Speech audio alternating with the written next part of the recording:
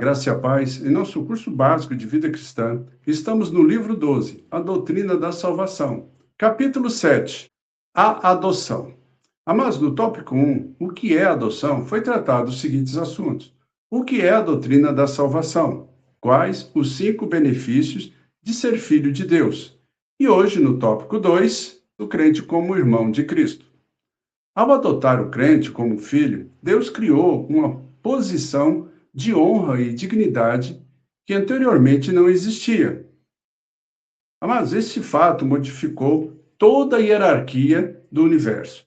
A Bíblia relata que os anjos foram criados superiores aos homens, mas, mediante a provisão feita por Deus para a salvação, este foi exaltado para reinar sobre aqueles. Hebreus, no capítulo 2, verso 7, diz: Fizeste-o por um pouco menor que os anjos. E no Hebreus, capítulo 1, verso 14, não são todos eles, os anjos, espíritos ministradores enviados para serviço a favor dos que hão de herdar a salvação? Uma das frases mais singulares da Bíblia acha-se em Hebreus, no capítulo 2, versículo 11, a parte B. Ali, ao referir-se aos crentes, Cristo diz que não se envergonha de lhes chamar irmãos. Observe, amados. Suponhamos que um príncipe de um império antigo fizesse uma longa viagem marítima. Enquanto viajava, ele deparou com um homem se afogando. O príncipe, então, imediatamente lançou de si as suas vestes e mergulhou nas águas perigosas para salvar o homem. O homem estendeu os braços para o príncipe e foi puxado para um lugar seguro. O homem que fora salvo jurou que ficaria com o príncipe durante o resto da sua vida. Quando o filho real retornou ao seu pai, estava acompanhado de um novo amigo. O filho anunciou que o estranho viveria no palácio com ele. Ora, este ato, um ato nobre, revela uma questão um tanto embaraçosa, porque apenas 2 classes de pessoas viviam no palácio: a realeza e os escravos. A qual classe pertenceria o estranho? O pobre, por causa do grande relacionamento com o príncipe, não poderia ser tratado como um escravo, mas, por natureza, não fazia parte da família real. O filho pensou numa solução razoável. Então ele disse: Não estou envergonhado de chamá-lo meu irmão. Vamos adotá-lo em nossa família real.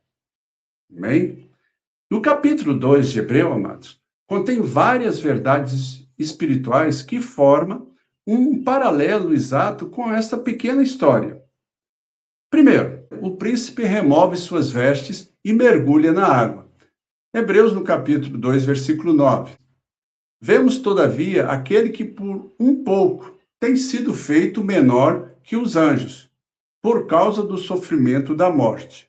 Provasse a morte por todo o homem. 2. O pobre homem é salvo. Em Hebreus, no capítulo 2, versículo 15. E livrasse a todos que, pelo pavor da morte, estavam sujeitos à escravidão por toda a vida. 3. O príncipe apresenta o amigo ao seu pai. Hebreus, no capítulo 2, versículo 10. Conduzindo muitos filhos à glória. 4. O estranho é adotado. Hebreus, no capítulo 2, versículo 11, a parte A. Pois tanto o que santifica como o que são santificados, todos vêm de um só. 5. O filho não se envergonha de chamar o estranho de irmão. Hebreus, no capítulo 2, versículo 11, a parte B. Cristo, amados, trouxe não só um homem ao seu pai, mas sim muitos filhos. Hebreus, no capítulo 2, versículo 10. Amém? Todos aqueles que foram adotados na família divina formam agora um grupo especial de pessoas que devem ficar separados do mundo e perto uns dos outros. Aqueles que fazem parte da família de Deus são unidos pelo amor de Deus, tendo comunhão uns com os outros. Entenda, este amor entre os irmãos é demonstrado de muitas maneiras, mas notaremos apenas duas, ou falaremos de apenas duas. Uma delas é uma solicitude profunda e amorosa pelos demais crentes, e a outra é o desejo de uma estreita comunhão com eles. Mediante a adoção divina, os crentes não somente foram elevados a uma posição de participação na aristocracia do céu, como tornaram-se herdeiros do maior patrimônio do universo. Em contraste com as heranças terrestres, que são entregues ao herdeiro quando o pai morre, o crente recebe a sua herança quando ele morre ou for arrebatado. A Bíblia oferece muitas descrições das riquezas que aguardam o crente além desta vida.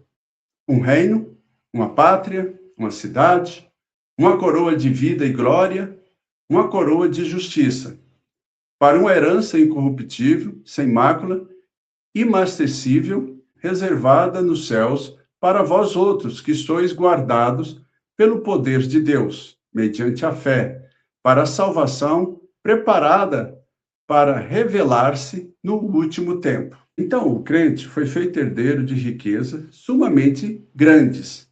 Todas estas riquezas tornaram-se nossa porque um quis se empobrecer por nós. Em 2 Coríntios, no capítulo 2, versículo 8 e 9, diz: Pois conheceis a graça de nosso Senhor Jesus Cristo, que sendo rico, se fez pobre por amor de vós, para que pela sua pobreza vos tornasse ricos. Certas riquezas espirituais do crente, amados, são desfrutadas aqui, outras somente no porvir. Paulo disse que já recebera as primícias do Espírito, enquanto esperava a plena herança da sua adoção. Romanos, capítulo 8, versículo 23. Depois você confere lá. Note que na história do filho pródigo, o pai disse ao filho mais velho que mesmo antes dele receber a herança completa, tinha pleno direito a tudo quanto pertencia ao seu pai. Está lá em Lucas, do capítulo 15, versículo 31. Assim, da mesma maneira, os filhos espirituais de Deus participam de uma porção da sua imensa herança espiritual agora mesmo. Amém? Entenda isso. Por exemplo, desfrutam da abundância das bênçãos espirituais, do poder do Espírito Santo e uma coparticipação da natureza divina. Efésios, no capítulo 1, versículo 3 e 5, diz: Bendito Deus e Pai de nosso Senhor Jesus Cristo, que nos tem abençoado com toda sorte de bênçãos espirituais nas regiões celestiais em Cristo. Nos predestinou para Ele, para a adoção de filhos, por meio de Jesus Cristo. Como filho de Deus, embora adotivos, amados, os crentes podem sentir segurança quanto à permanência dessa posição. Um filho, por sua própria escolha, pode abandonar seu pai e seu lar e perder o que tem. Voltando à história do filho pródigo. O filho pródigo trocou a comunhão com seu pai pelos prazeres fugazes do mundo. Felizmente, arrependeu-se e não perdeu toda a sua herança. Mas Esaú, por exemplo, não foi feliz. Tendo desvalorizado a sua herança espiritual, vendeu em troca de um momento de satisfação física. Muito mais tarde, reconheceu o valor da primogenitura perdida e implorou para tê-la de volta, mas tudo em vão. E para nós encerrarmos a nossa aula de hoje, então todos aqueles que rejeitam sua primogenitura espiritual descobrem que a morte selou sua decisão para toda a eternidade. Amém? Estes exemplos, amados, nos lembram das palavras de Cristo no Apocalipse. Ali ele advertiu que a herança é somente para os que vencem o mundo até o fim, pela sua fé, ok? Em Apocalipse, capítulo 21, versículo 7, diz: O vencedor herdará estas coisas, e eu lhe serei Deus, e ele me será filho. Na próxima aula, capítulo 8, a santificação. Tópico 1. O que é santificação? Nós vamos tratar o seguinte assunto: qual o propósito da santificação na vida do crente? Amém, amados? Vimos a provisão de Cristo em favor do homem, quanto este se converte, através da justificação, da regeneração, da adoção, levando o homem a uma íntima comunhão com o Pai. E assim, amados, conhecendo a verdade, nós somos libertos do cativeiro. Que nós possamos usar esse material para nós evangelizarmos, para nós falarmos da nossa razão de fé. Amém? Se você gostou, deixa aí o seu like. Se você tiver alguma dúvida, alguma pergunta, vai ali nos comentários, deixa ali a sua pergunta que nós estaremos te respondendo. E não esquece de divulgar o canal. Que Deus abençoe a todos e até a próxima aula.